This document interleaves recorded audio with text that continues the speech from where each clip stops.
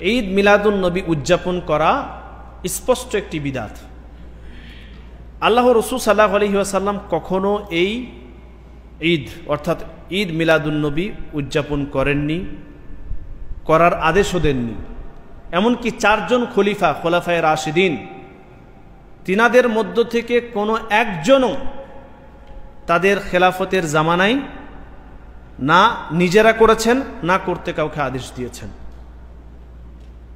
জান্নাতের সুসংবাদ প্রাপ্ত 10 জন সাহাবী, তাদের মধ্য থেকে কোনো একজন সাহাবী, কোনো একজন তিনারা ঈদ মিলাদুন নবী উদযাপন করেছে মর্মে কোনো একটাও হাদিস নেই।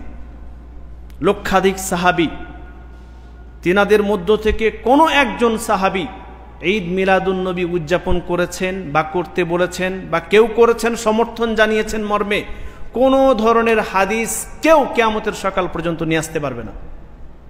এমনকি ইমাম বুখারী রহমতুল্লাহ আলাইহি, ইমাম মুসলিম রহমতুল্লাহ আলাইহি এবং হাদিস গ্রন্থ সংকলনকারী যতজন মুহাদ্দিসিন ইকরাম আছেন তাদের মধ্য থেকে কোনো একজন মুহাদ্দিস ঈদ মিলাদুন নবী উদযাপন করেছেন বা এ সম্পর্কে সাহাবী তাবে তাবেঈ থেকে কোনো বর্ণনা নিয়ে এসছেন এরকম কেউ দেখাতে পারবে না। বিখ্যাত 4 জন ইমাম আবু হানিফা রহমতুল্লাহ আলাইহি, ইমাম মালিক রহমতুল্লাহ আলাইহি, ইমাম শাফি রহমতুল্লাহ আলাইহি, ইমাম আহমদ বিন হাম্বল রহমতুল্লাহ আলাইহি তিনারাও ঈদ মিলাদুন নবী উদযাপন করেননি। সুতরাং আমরা এখান থেকে স্পষ্ট যে ঈদ মিলাদুন নবী উদযাপন করা বিদআত। আর এই বিদআত থেকেই আল্লাহ রাসূল সাল্লাল্লাহু আলাইহি ওয়াসাল্লাম তিনি হুঁশিয়ারি জানিয়ে কথা বলেছিলেন, ওয়া ইয়াকুম ওয়া মুহদাসাতিল উমুর ফাইন্না কুল্লা মুহদাসাতিন বিদআহ ওয়া কুল্লা বিদআতিন দালালাহ ওয়া কুল্লা দালালাতিন ফিন্নার।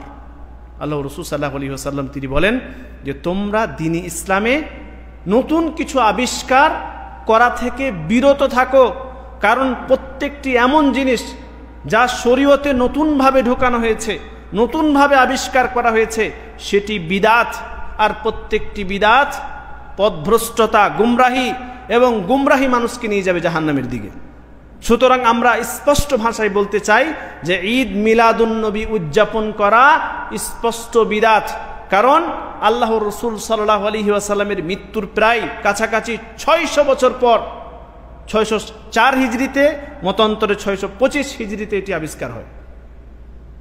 অতএব আমরা এখান থেকে স্পষ্ট যে ঈদ মিলাদুন নবী উদযাপন করা একটি স্পষ্ট বিদআত, স্পষ্ট, এখানে কোনো অস্পষ্টতা নেই।